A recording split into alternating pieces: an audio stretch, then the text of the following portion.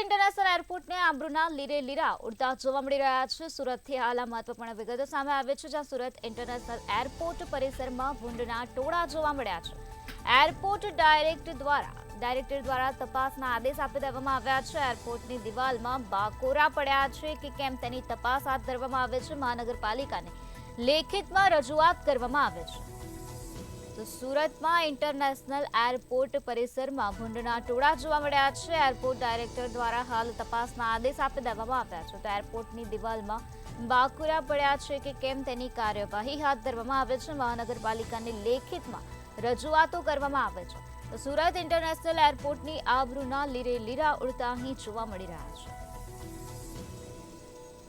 સુરતના international airport પરિસરમાં ભૂંડ જોવા મળ્યા હતા. ભૂંડના ટોળા જોવા મળ્યા હતા. એરપોર્ટ ડાયરેક્ટર દ્વારા તપાસના આદેશ આપી દેવામાં આવ્યા હતા. ત્યારે એરપોર્ટની દિવાલમાં બાકોરા પડ્યા છે કે કેમ, જેના કારણે આ ભૂંડ એરપોર્ટ પરિસરમાં આવી ગયા તેની હાલ તપાસ હાથ ધરવામાં આવે છે.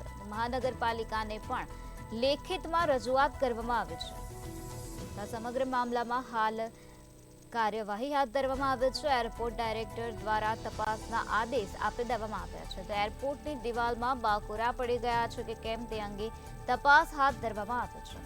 સુરત ઇન્ટરનેશનલના એરપોર્ટ પરિસરમાં ભૂંડના ટોળા જોવા મળ્યા હતા. ત્યારે એરપોર્ટ ડાયરેક્ટર દ્વારા તપાસ આદેશ આપવામાં આવ્યા છે કે એરપોર્ટની દિવાલમાં બાકોરા પડ્યા છે કે કેમ તેની તપાસ હાલ હાથ ધરવામાં આવે છે. તો આ બાબતે મહાનગરપાલિકાને પણ લેખિતમાં રજૂઆત કરવામાં આવી છે.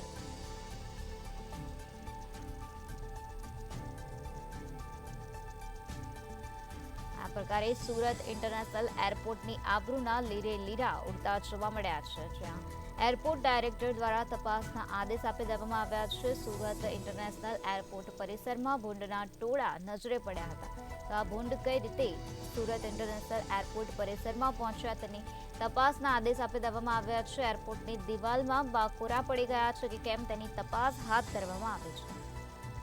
મહાનગરપાલિકાને પણ લેખિતમાં રજૂઆત કરવામાં આવી છે. અહીં સુરત ઇન્ટરનેશનલ એરપોર્ટની આબરૂના લીરે લીરા ઉડતા જોવા મળી રહ્યા છે. સુરત ઇન્ટરનેશનલ એરપોર્ટ પરિસરમાં ભૂંડના ટોળા જોવા મળ્યા છે, જ્યાં એરપોર્ટની દિવાલમાં બાકોરા પડ્યા છે કે કેમ, જેના કારણે આ ભૂંડ સુરત ઇન્ટરનેશનલ એરપોર્ટ પરિસરમાં ઘૂસ્યા. તો એરપોર્ટ ડાયરેક્ટર દ્વારા હાલ તપાસના આદેશ આપી દેવામાં આવ્યા છે. મહાનગરપાલિકાને પણ લેખિતમાં રજૂઆત કરવામાં આવી છે.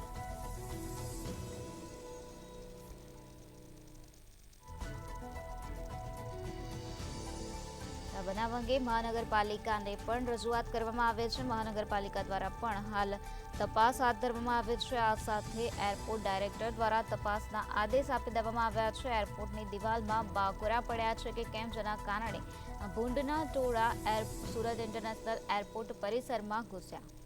તો આ પ્રકારે સુરતમાં ઇન્ટરનેશનલ એરપોર્ટની આબરૂના લીરે લીરા ઉડતા જોવા મળી રહ્યા છે. તો આ જ મુદ્દે વધુ માહિતી આપવા માટે આપણી સાથે સંવાદદાતા દિવ્યેશ પરમાર જોડાઈ ગયા છે. જે દિવ્યેશ, સુરત ઇન્ટરનેશનલ એરપોર્ટ પરિસરમાં ભૂંડના ટોળા જોવા મળ્યા છે, શું છે વધુ વિગત?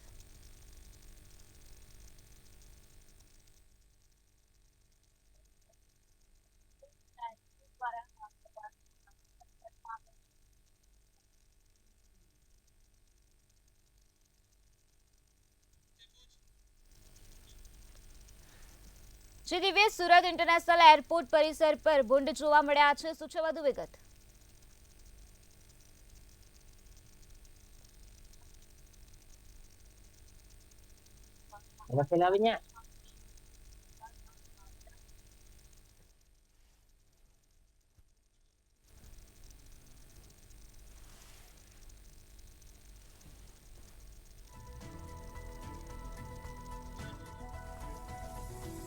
સુરત ઇન્ટરનેશનલ એરપોર્ટની આબરૂના લીરે લીરા જોવા મળી રહ્યા છે, જ્યાં સુરત ઇન્ટરનેશનલના એરપોર્ટ પરિસરમાં ભૂંડ નજરે પડ્યા હતા. ભૂંડના ટોળે ટોળા જોવા મળ્યા હતા. તો એરપોર્ટની દિવાલમાં બાકોરા પડ્યા છે. એરપોર્ટની વાત કરવામાં આવે તો સુરત ઇન્ટરનેશનલ એરપોર્ટ જાહેર થયું છે તે પહેલા સુરત એરપોર્ટને જે છે તે ક્યાંક ને ક્યાંક જે પ્રકારે આખું રિનોવેશન કરવામાં આવ્યું છે અને જે પ્રકારે સુરત એરપોર્ટ જે છે તે ઇન્ટરનેશનલ થતાની સાથે સાથે કહી શકાય કે આ સમગ્ર જે એરપોર્ટ છે તેનું રિનોવેશન કરી નવીનીકરણ કરાયા બાદ જે દિવાલો છે તે દિવાલો બનાવવામાં આવી રહ્યા છે અને આ દિવાલો જે બનાવવામાં આવી હતી ત્યારબાદ આ ફરીથી જે પ્રકારે સુરત એરપોર્ટની વાત કરીએ તો જે પ્રકારે તેમાં આ ભૂંડના ટોળા જે છે તે જોવા મળ્યા છે અને ભૂંડના ટોળા જોવા મળ્યા છે તો ખૂબ કહી શકાય કે ખરેખર આ એક બેદરકારી કહી શકાય. કારણ કે જે પ્રકારે સુરતના ઇન્ટરનેશનલ એરપોર્ટ જાહેર થયું છે અને ઇન્ટરનેશનલ જે ફ્લાઇટો છે તે આવતી હોય છે ને આ ફ્લાઇટો આવતાની સાથે જ ક્યાંક ને ક્યાંક આ બેદરકારી ભર્યું જે માહોલ છે તે અત્યારે જોવા મળી રહ્યું છે. કારણ કે ઇન્ટરનેશનલ એરપોર્ટ ખાતે જે પ્રકારે આ ભૂંડના જે ટોળા એકઠા થયા છે તેને લઈને ક્યાંક ને ક્યાંક અનેક સવાલો ઉઠી રહ્યા છે. સુરત મહાનગરપાલિકા જે છે તેમને આ સમગ્ર મામલે ક્યાંક ને ક્યાંક તપાસ જે છે તે કરવા માટેના આદેશ પણ આપવામાં આવ્યા છે. કારણ કે જે પ્રકારે એરપોર્ટની જે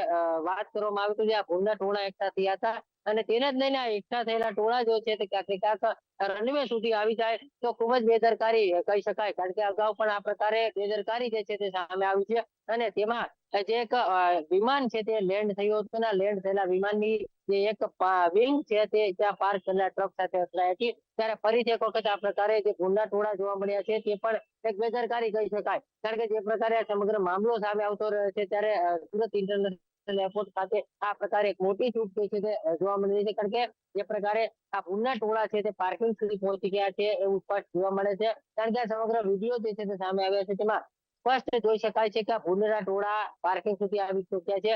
ત્યારે જે એરપોર્ટને ફરતે જે દિવાલ બનાવવામાં આવી છે તેમાં કઈ બાકોરું છે કે કેમ? કારણ કે આ જે ભૂંડના ટોળા છે અહીંયા જે પાર્કિંગ સુધી પહોંચી શક્યા છે તે અગાઉના સમયમાં ક્યાંક ને ક્યાંક બાકોરું જે છે હોઈ શકે છે અને તેના કારણે રનવે સુધી પણ પહોંચી શકે તેવી નોબત આવી શકે છે. કારણ કે અગાઉ જે પ્રકારે જે ભેંસો છે તે અથડાવાની ઘટના સામે આવી હતી ત્યારે ફરીથી એક વખત આ પ્રકારે આ ભૂંડના ટોળા જે છે તે એકઠા થયેલા એરપોર્ટમાં જોવા મળી રહ્યા છે. ત્યારે ખરેખર ખૂબ જ બેદરકારી કહી શકાય.